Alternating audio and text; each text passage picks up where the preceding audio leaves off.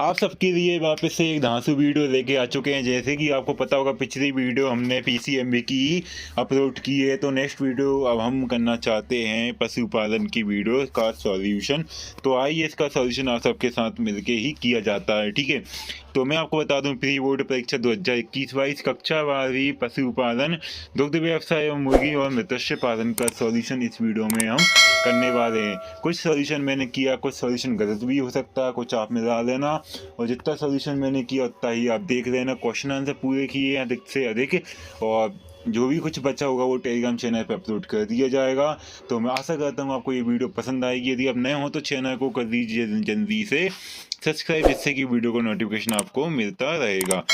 आइए दोस्तों, वीडियो को कर देते हैं स्टार्ट। तो क्वेश्चन नंबर 1 से ही करते हैं। पहले आप अपना पेपर इससे मिला देना। यदि आपका पेपर इसी के तरीके का आया होगा तो ही आप इसका सॉल्यूशन करना, यदि नहीं आया होगा तो आप इस सॉल्यूशन को मत करना, ठीक है। तो आते हैं यहाँ पे। सबसे पहले क्वेश्चन नंबर 1 में दिया गया होगा, आप अपने पेपर को मैच कर लेना। यहाँ पे सबसे पहले दिया गया है आपको कौन सा भोजन का अवयव शरीर वृद्धि के लिए आवश्यक होता है। तो मैं आपको बता दूं, प्रोटीन भी होता है, वसा भी होता है, कार्बोहाइड्रेट भी होता है। तो इसमें से सबसे महत्वपूर्ण होता है वो होता है कार्बोहाइड्रेट, ठीक है। इसको आपको लगा देना है। नेक्स्ट क्वेश्चन हो जाएगा आपका, बहुत अच्छी साइरेज का पीएच मान कितना होता है। तो बहुत ही ज़्यादा अच्छा साइरेज यदि आपको चाहिए तो उसका मान होता है 4.2 से 4.5 तक, ठीक है। इसके बाद नेक्स्ट क्वेश्चन हो जाएगा, एक दस्तावेज औषधि क्या है। तो इसमें आप अपना मैग्नीशियम सल्फाइड, इसका मैग्नीशियम सल्फेट या फिटकरी लगा सकते हो, ठीक है। इसके बाद नेक्स्ट क्वेश्चन हो जाएगा, थनैला रोग में उपयोगी यंत्र कौन सा होता है। तो इसका हो जाएगा आपका तीत साइफन, जो थनैला रोग में मवाद इकट्ठी हो जाती है उसे साफ करने के लिए उपयोग किया जाता है, ठीक है। इसके बाद मैं आपको नेक्स्ट क्वेश्चन बता दूं। नेक्स्ट क्वेश्चन दिया गया है यहाँ पे, विषाणु जनित बीमारी पशु बीमारी कौन सी है। तो यहाँ पे विषाणु जनित बीमारी आपकी पहली में आपको बता दूं कि खुरपका, मुंहपका और गलघोंटू दोनों ही हैं। तो इसमें से आप इसे या ऐसे किसी को भी लगाएंगे तो आपका आंसर गलत नहीं होने वाला है, ठीक है। आते हैं नेक्स्ट क्वेश्चन पे। आशा करता हूँ इनके सभी के क्वेश्चन आंसर आपको अच्छे से मिल गए होंगे। आइए देखते हैं नेक्स्ट क्वेश्चन। यहाँ पे आप अपना पेपर मैच कर लेना, क्या ऐसा ही पेपर आपको दिया गया है। यदि दिया गया है तो इस वीडियो को पूरा वॉच करना। यदि नहीं दिया गया है तो आप अभी इसी वक्त अपनी इस वीडियो को छोड़ सकते हो, ठीक है।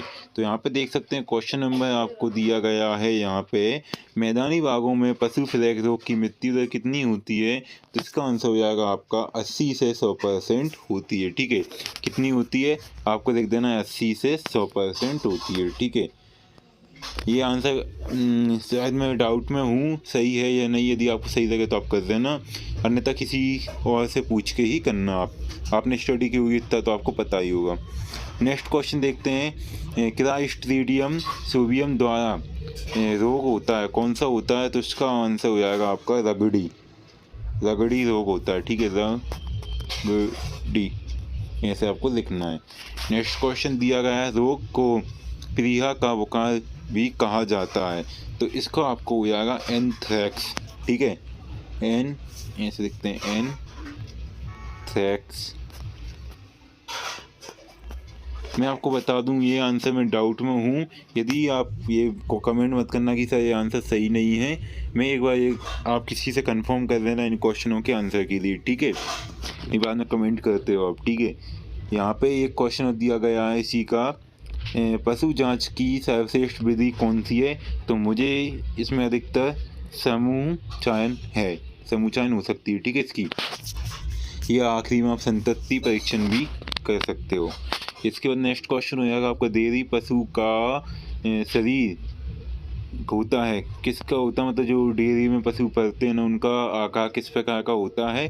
तो इसका आंसर आपका अधिकतर त्रिभुजाकार हो सकता है, ठीक है। तो आपको इसको कर सकते हो आप 50-50 हुए। 50 ये है, 50 आयताकार हो सकता है, ठीक है। 50-50। नेक्स्ट क्वेश्चन दिया गया है यहाँ पे, ऊन का उत्पादक बकरी की नस्ल है। तो इसमें तो आप आँखें मूछ के भी आप इसको लगा सकते हो, आँखें बंद करके आप कश्मीरी लगा सकते हो। ये तो सही आंसर है, ठीक है। नेक्स्ट क्वेश्चन यहाँ पे आप देख पाओगे कि विदेशी बकरी कौन सी है। तो यहाँ पे विदेशी बकरी का नाम हो जाएगा आपका सनेन, ठीक है। यानी कि इसका हो जाएगा आपका 1। और दुधारू बकरी कौन सी है? जो दुधारू बकरी उसे कहा जाता है जो ज़्यादा दूध देती है, 5 केजी और 4 केजी के आसपास, ठीक है, उसे कहते हैं दुधारू बकरी, ठीक है।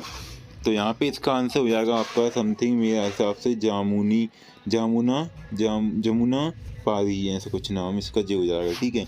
और किण्वित दुग्ध पदार्थ, किण्वित करके जो पदार्थ बनाया जाता है उसे घी कहते हैं मेरे हिसाब से, या गलत भी हो सकता है, एक कप मैच कर देना किसी से। पूर्ण स्तन विधि क्या होती है? पूर्ण स्तन विधि होती है आपकी, ये शायद आपका 1789 में स्टार्ट हुई थी, 1789 में, ठीक है। इसके बाद मीठा क्या हो जाएगा आपका? मीठा संघनीय दुग्ध पदार्थ जो हो जाएगा आपका रबड़ी, ठीक है। इसको आपको 5 में लगा देना है। इसके बाद नेक्स्ट क्वेश्चन पे आते हैं। यहाँ पे नेक्स्ट क्वेश्चन में आपको कुछ इस प्रकार से दिए गए हैं, एक शब्द में, एक वाक्य में आपको क्वेश्चन आंसर बताने, तो मैं इसके आंसर सभी आपको बता दूं पढ़ के। दहन पनीर के कोई 2 उदाहरण बताना, दुग्ध चूर्ण तैयार करने की 2 विधियों के नाम बताना, ठीक है। और फेंके, इसका आंसर आपको कहाँ पे मिलेगा मैं बता दूंगा आपको, क्या कहते हैं, गूगल पे सर्च करना, आप इसका आंसर निकल जाएगा, ठीक है, आपका गूगल। और फेंके संघनीय दूध को दुग्ध वसा की प्रतिशत मात्रा कितनी होती है? आदर्श कुटकुट थाला भूमि की तरह कितनी ऊंची होनी चाहिए, ठीक है। गहरी बिछावन प्रणाली में से एक बड़े अधिकतम कितने पक्षी रखे जा सकते हैं? उचित होना होगा, ठीक है। तो मेन में से आपको इनके एक का भी आंसर अभी नहीं बताने वाला हूँ, क्योंकि इसके आंसर मुझे अभी तक नहीं मिले। जैसे ही मैं इसके सभी के आंसर आपको टेलीग्राम चैनल पे दूंगा, ठीक है। टेलीग्राम चैनल कहाँ से ज्वाइन होगा? आपका डिस्क्रिप्शन में लिंक दी गई है, वहाँ से जाके आप टेलीग्राम चैनल को ज्वाइन कर देना, वहाँ पे इनके आंसर मैं आपको दूंगा, ठीक है। तो इनके आंसर कहाँ पे देखने को मिलेंगे? आपको टेलीग्राम चैनल पे ही मिलना है, ठीक है। तो डिस्क्रिप्शन में लिंक दी गई है, वहाँ से जाकर फिर ज्वाइन हो जाना। नेक्स्ट क्वेश्चन आते हैं सत्य असत्य पे।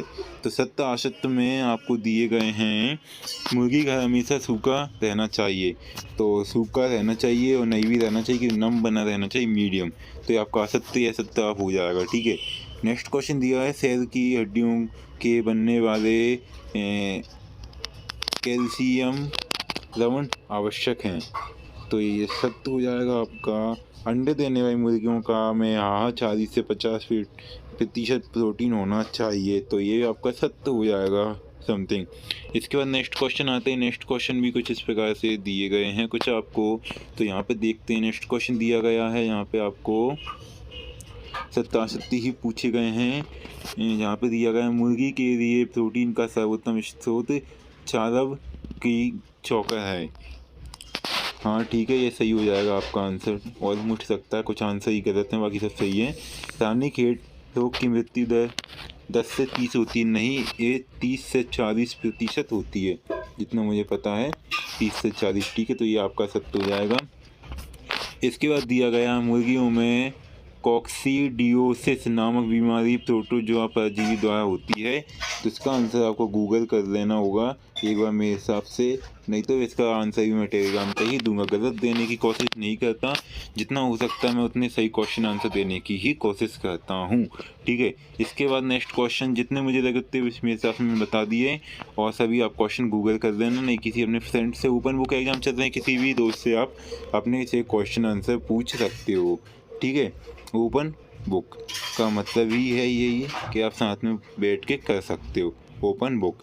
तो पूछ लेना किसी से भी आप तो, और गलत क्वेश्चन आंसर लगे तो आप मुझे कमेंट में बता देना कि सर आपके ये क्वेश्चन गलत हैं, हम वापस से हो सकता है नए क्वेश्चन का सॉल्यूशन आपको अपलोड कराने की कोशिश करें।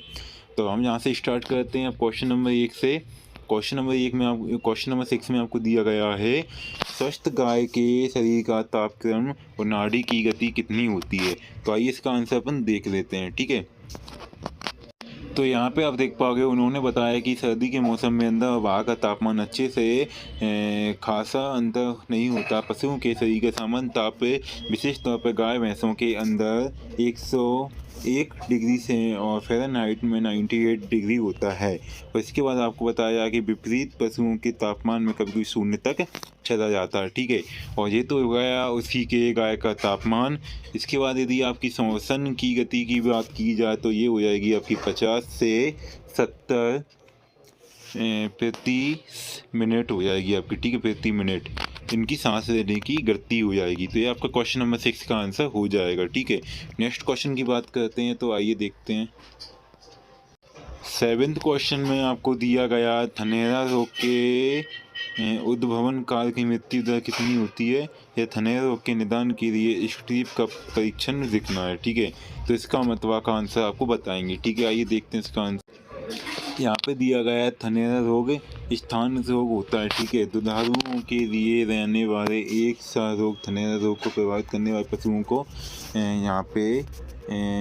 यहाँ पे दिया गया प्रारंभ थन एवं गर्म हो जाता है, इससे कि दर्द एवं सूजन हो जाती है, इसमें शारीरिक तापमान भी बढ़ जाता है। इसके बाद दिया गया है प्रमुख लक्षण प्रकट होने से दूध गुणवत्ता प्रभावित होती है, ठीक है। साथ में आप देख पाओगे नीचे कि छटका, खून और पीप पास भी अधिकतम हो जाता है, पशुओं को खाना पीना छोड़ देता है, अछूत से ग्रस्त हो जाता है। और यदि इसका आपको डिस्क्रिप्शन और भी अच्छी से आपको डिटेल में चाहिए तो टेलीग्राम चैनल को ज्वाइन कर देना, वहाँ पे इसके संपूर्ण जो भी आपकी दिक्कत होगी वहाँ पे सॉल्यूशन दिया जाएगा, ठीक है। आगे देखते हैं नेक्स्ट क्वेश्चन। वीडियो काफ़ी लंबी हो जाएगी, इसी में शॉर्ट में आपको आंसर बताता जा रहा हूँ, ठीक है। यहाँ पे दिया गया है आपको 8 क्वेश्चन, मछली पालन में कोई आपको 2 समस्या बतानी है, ठीक है। तो पहली तो मैं आपको यहीं पे बता दूं कि पहली हो जाएगी आपकी मछली पालन के लिए उपयुक्त पानी आवश्यक है, उपयुक्त पानी, ठीक है। और दूसरा क्वेश्चन हो जाएगा आपका कि मछली, इस बात का आपको ध्यान रखना पड़ेगा कि मछली जो है उसकी कोई भी बीमारी ना हो पाए, ठीक है, बीमारी ना हो पाए। ये दोनों आपको लिख देना है, ठीक है। पहला हो जाएगा कि आपको कि पानी की कमी नहीं आनी चाहिए कभी भी, और दूसरा हो जाएगा उसका कि उसकी जो बीमारी होगी रोग वो उसको कुछ भी ना हो, और तीसरा एक और आप लिख सकते हो, तो ये लिख देना कि वो चोरी ना हो पाए, ठीक है।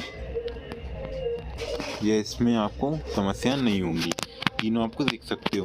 नेक्स्ट क्वेश्चन हो जाएगा आपका यहाँ पे दूध को गाढ़ा करने बनाए रखने के लिए 4 दुग्ध पदार्थों के नाम बताइए। इसको नहीं लिखेंगे हम, इसको लिखेंगे मक्खन के कोई 2 उपयोग बताइए, ठीक है। इसके अथवा का क्वेश्चन करने वाले हैं, तो आइए इसको आंसर देख लेते हैं।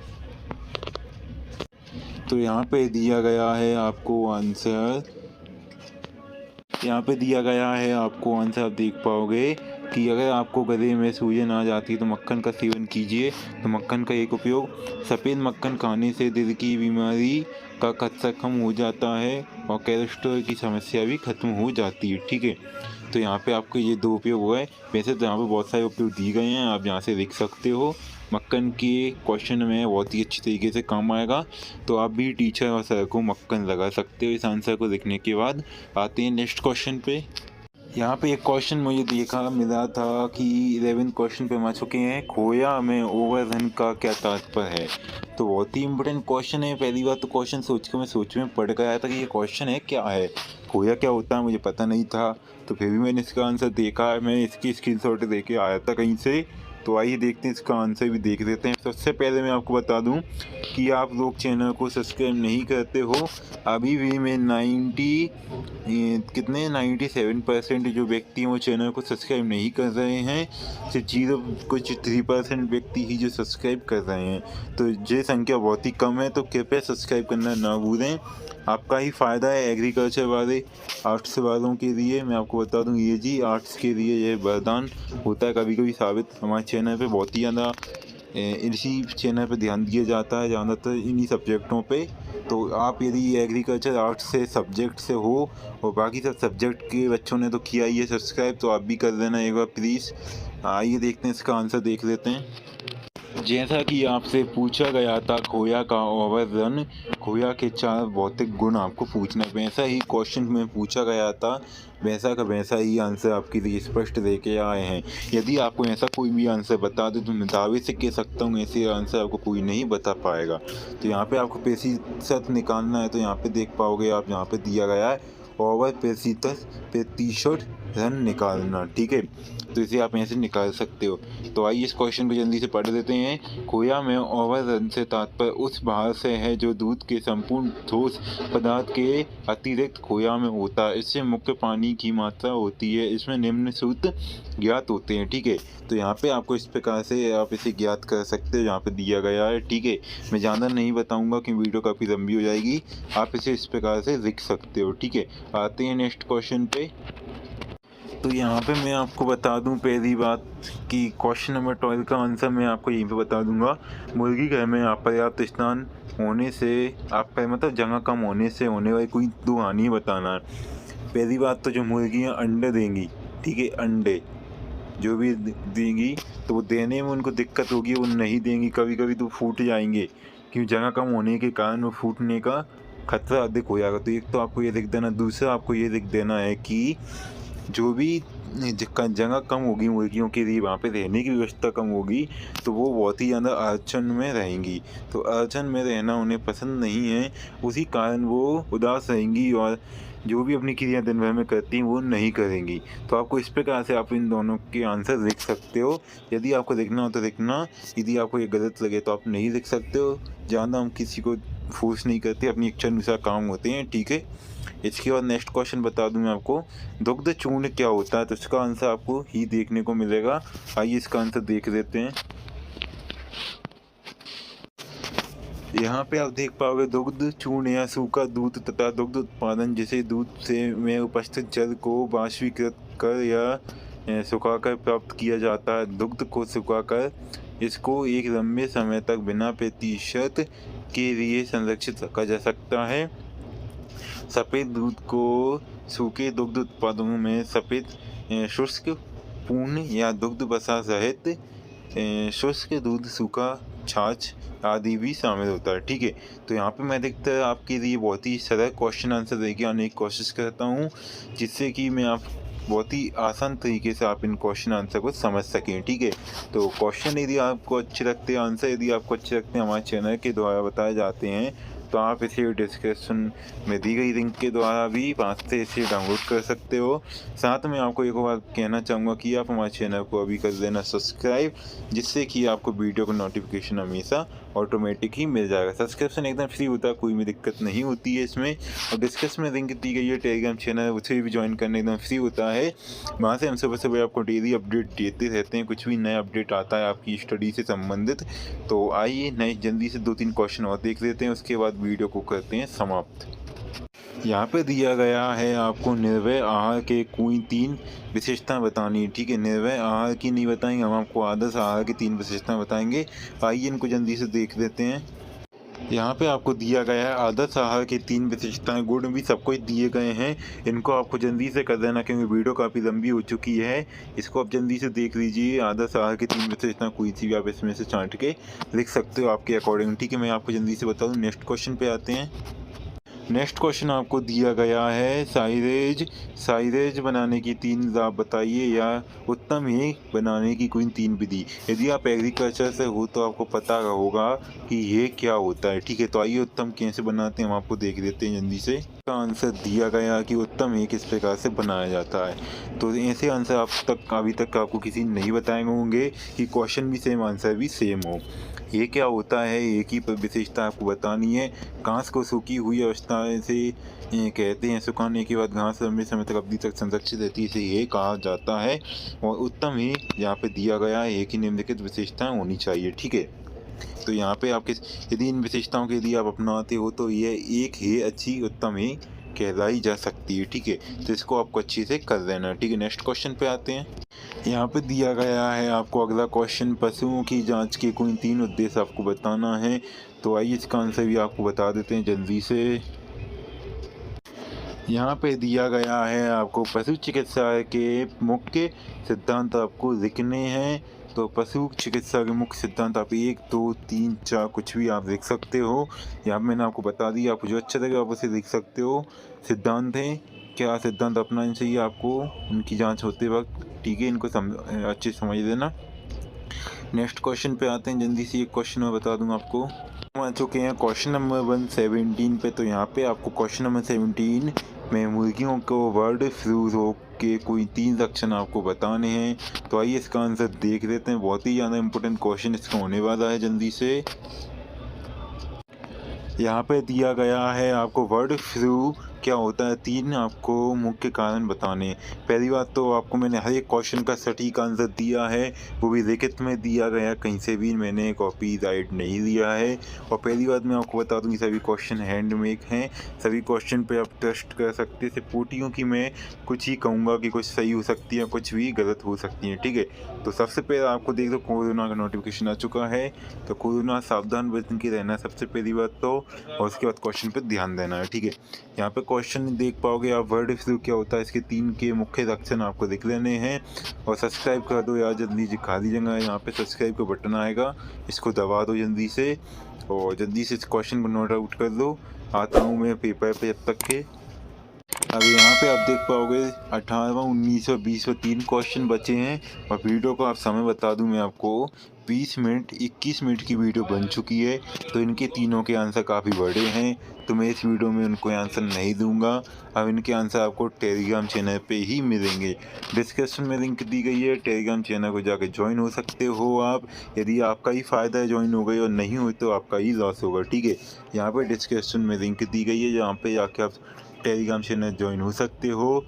तो जहाँ पे आपको सब्सक्राइब का साइन आएगा, तो सब्सक्राइब भी चैनल को कर देना। मिलते हैं दोस्तों अगली वीडियो, जब तक के लिए जय हिंद जय श्री राम।